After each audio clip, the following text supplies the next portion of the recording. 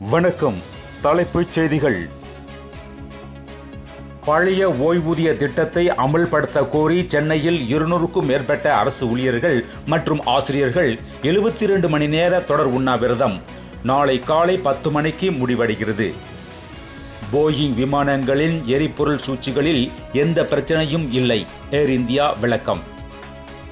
மும்பை ரயில் குண்டுவெடிப்பு வழக்கில் சிறப்பு நீதிமன்றத்தால் குற்றவாளிகளாக அறிவிக்கப்பட்ட 12 பேரை உயர்நீதிமன்றம் விடுவித்ததை எதிர்த்து தொடரப்பட்ட வழக்கில் உயர்நீதிமன்ற தீர்ப்பை உச்சநீதிமன்றம் நிறுத்தி வைத்து உத்தரவிட்டுள்ளது.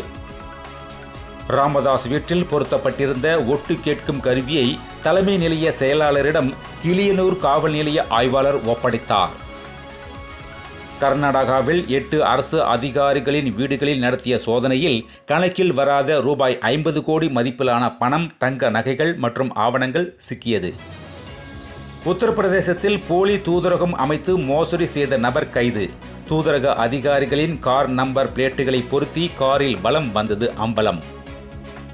போலீசார் தாக்கியதில் மரணமடைந்த மடப்புரம் கோயில் காவலாளி அஜித்குமார் மீது திருட்டு புகார் கூறிய பேராசிரியை நிகிதா மற்றும் அவரது தாயார் சிபிஐ அலுவலகத்தில் ஆஜரானார். ஆபரேஷன் சிந்தூர் உள்ளிட்ட விவாதங்களால் நாடாளுமன்றத்தின் இரு அவைகளிலும் எதிர்க்கட்சிகள் எம்பிகளின் அமளியால் நாள் முழுவதும் ஒத்திவைப்பு. நான் ஒருபோதும் அடிபணியவோ அல்லது சமரசம் செய்யவோ மாட்டேன் என்று மாநிலங்களவையில் பிரியா வெடியின் போது மதிமுக பொதுச்செயலாளர் வைகோ உரையாற்றினார். மருத்துவர் நம் பெருமாள் சாமி காலமானார். மருத்துவத்துறைக்கும் மதுரை மக்களுக்கும் பேரிழப்பாகும். முதல்வர் மு.க. ஸ்டாலின் இரங்கல். அன்புமணியின் தமிழக மக்கள் உரிமை மீட்பு பயணத்துக்கு தடை விதிக்க வேண்டும் என்று பாமக நிறுவனர் ராமதாஸ் சார்பில் டிஜிபியிடம் மனு. முதல்வர் மு.க. ஸ்டாலினுக்கு ஆஞ்சியோகிராம் பரிசோதனை அப்போலோ மருத்துவமனை தகவல். தமிழகத்தில் 2019 நடைபெற்ற குரூப் 4 தேர்வில் நடந்த முறைகேடு தொடர்பான வழக்கு சிபிஐக்கு மாற்றம். உயர்நீதிமன்றத்தில் டிஎன்பிஎஸ்சி தரப்பில் தகவல். முறைகேடுகளை செய்துவிட்டு தப்பித்து விட முடியும் என தேர்தல் ஆணையம் நினைத்தால் அது நடக்காது. தேர்தல் ஆணையத்திற்கு ராகுல் காந்தி எச்சரிக்கை.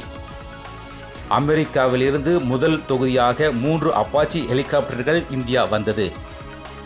2026ஆம் ஆண்டில் அதிமுக ஆட்சிக்கு வந்தவுடன் தீபாவளி பண்டிகைக்கு பெண்களுக்கு தரமான சேலைகள் வழங்கப்படும். பட்டுக்கோட்டையில் அதிமுக பொதுச் செயலாளர் எடப்பாடி பழனிசாமி பேச்சு. மக்கள் விரோத சக்தியான திமுக தொடர்ந்து ஆட்சியில் இருக்கக்கூடாது. பாஜக மாநில தலைவர் நயினார் நாகேந்திரன் பேட்டி. மேலும் விரிவான செய்திகளை அரசியல் ராஜ்யம் மின் இதழை படியுங்கள். நன்றி, வணக்கம்.